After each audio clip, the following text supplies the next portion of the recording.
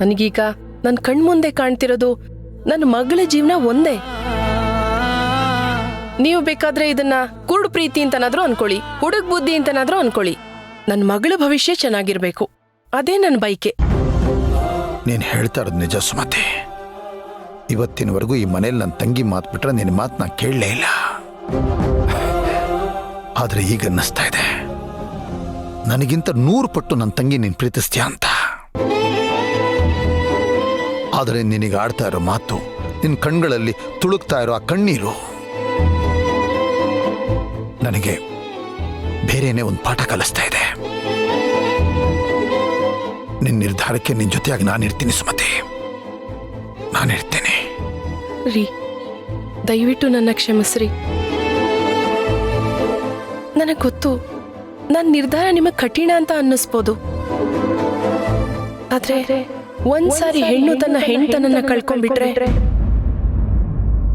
ಆಮೇಲೆ ಅದಕ್ಕೆ ಪರಿಹಾರ ಅನ್ನೋದೇ ಇರಲ್ಲ ರೀ.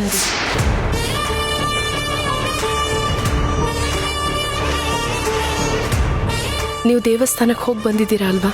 ಆ ದೇವರು ನಿಮಗೆ ಅಭಯ ಕೊಟ್ಟಿದಾರಲ್ವಾ? ಎಲ್ಲ ಒಳ್ಳೇದಾಗತ್ತೆ ಅಂತ ನನ್ನ ಮನಸ್ಸು ಹೇಳ್ತಿದೆ ರೀ.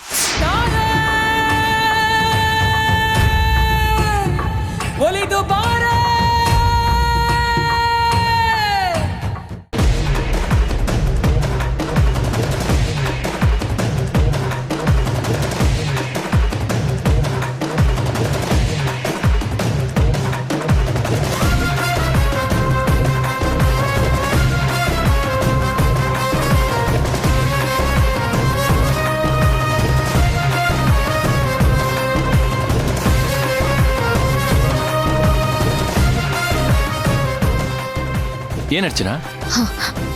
ಸುಶಾಂತ್, ಇಲ್ಲೊಬ್ಬ ಹುಡುಗ ಹೋಗ್ತಿದ್ದ, ಅವನ ಅಡ್ರೆಸ್ ಕೇಳಿದೆ. ಗೊತ್ತಾಯ್ತಾ? ಅವನ್ ಹೇಳ್ದ ಇಲ್ಲೇ ಯಾವ್ದೋ ಇರ್ಬೋದು ಅಂತ. ಅಲ್ಲ. ಹಾ, ಬನ್ನಿ.